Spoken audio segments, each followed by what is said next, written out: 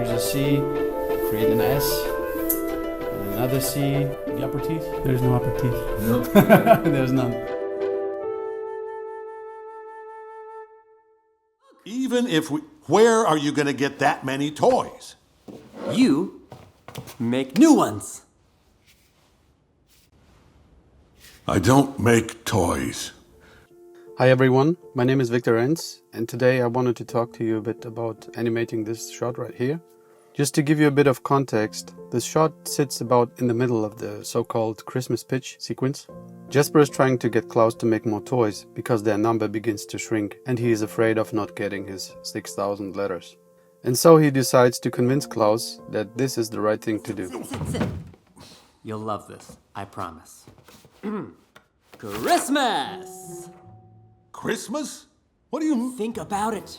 Every child in town gets up on Christmas morning and finds a brand new toy waiting for them by the fireplace.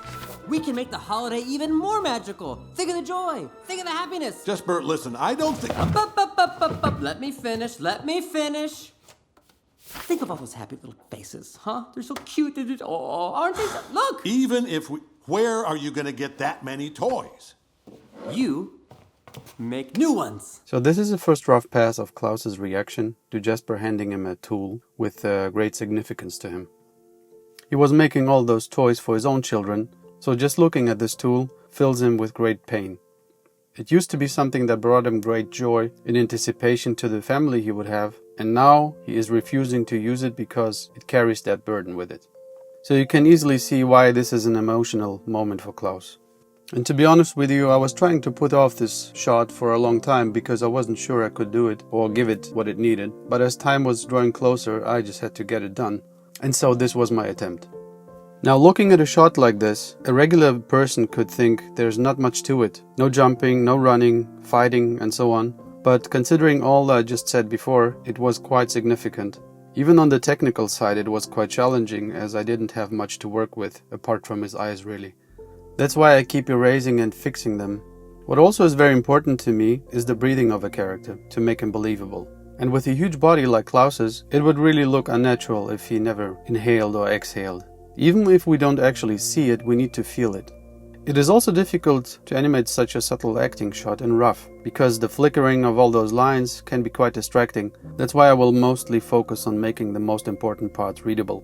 So at this stage, it's really about finding the performance of the character, the ideas that will allow the audience to understand what's going on. It's all about getting the intent right, the basic movements to convey the idea.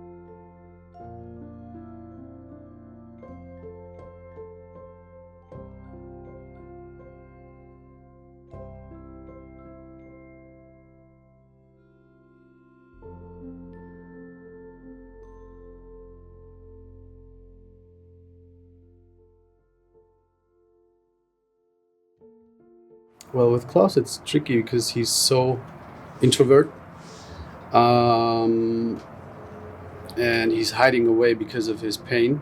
So he's just basically waiting to, be finished with life. So he has no purpose other than just to wait until it's over. And that's when Jesper shows up and he starts digging for stuff and actually gets to the core of his wound. That shot that I showed you, like he's starting to make him trying to make him make more toys, which he doesn't absolutely want to do, because that, reminds him of all the past pain that he went through, losing his wife, not having the family that he planned. So all the things that went wrong for him. Klaus is about discovering what that pain is about, and then, bit by bit, revealing his softer inner side, which is there hidden, but with the progress of the story, where he actually rediscovers the joy that he can bring to children with the toys that he's hiding away. So it's all about that, process.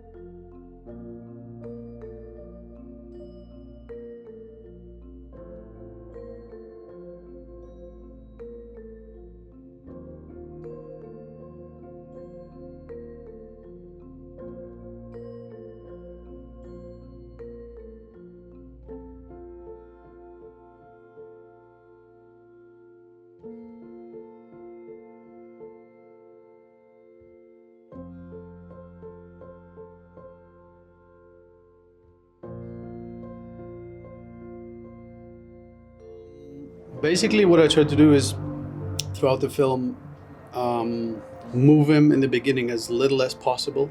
This is also something that I keep hearing from Sergio, is like the instructions. He shouldn't move unless he has to. And that changes throughout the story. Like, towards the end of the movie, he's far more active and open. and that translates into his body language as well. The way he looks at people, the way he stands there and just does things. So the body language is crucial to to develop that throughout the film and be consistent with the state of mind of the character.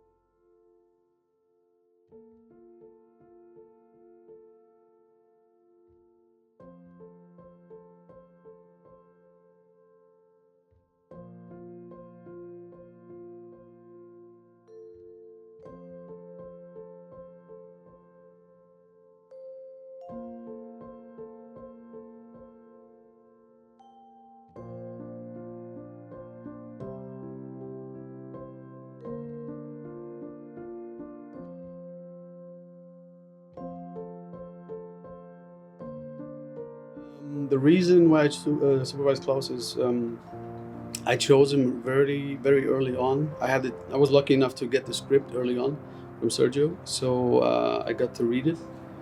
And initially, he wanted me to do Jesper, but as I was reading the script, I found Klaus more interesting, more intriguing because, like, the psychology of this guy. And with Jesper, I couldn't identify so much with him, because the way he was brought up, the way he lived his life, the way he sees the world is not. I don't know. I couldn't connect with that so much.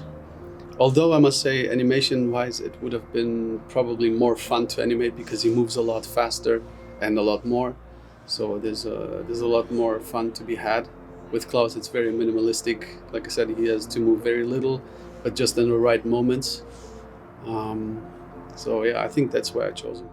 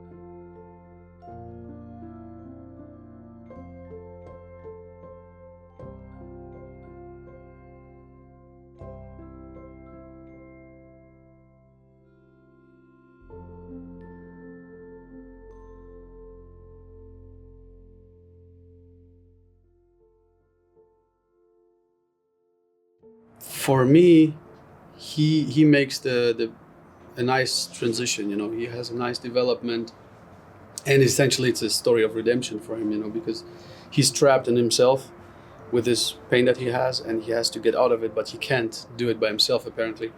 So Jasper unwillingly does that with him. You know, so yeah, the story of finding a new family, maybe not the one that he had imagined, but he finds friends, he finds a substitute family if you want. So yeah.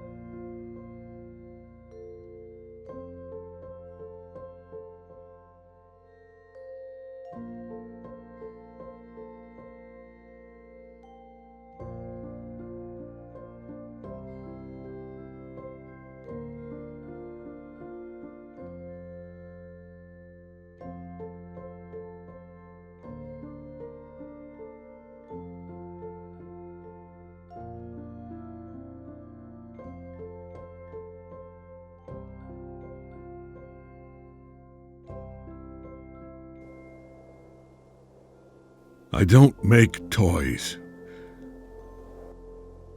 I don't make toys. So that's it for the rough. I see you on the next one, which will be the tie down.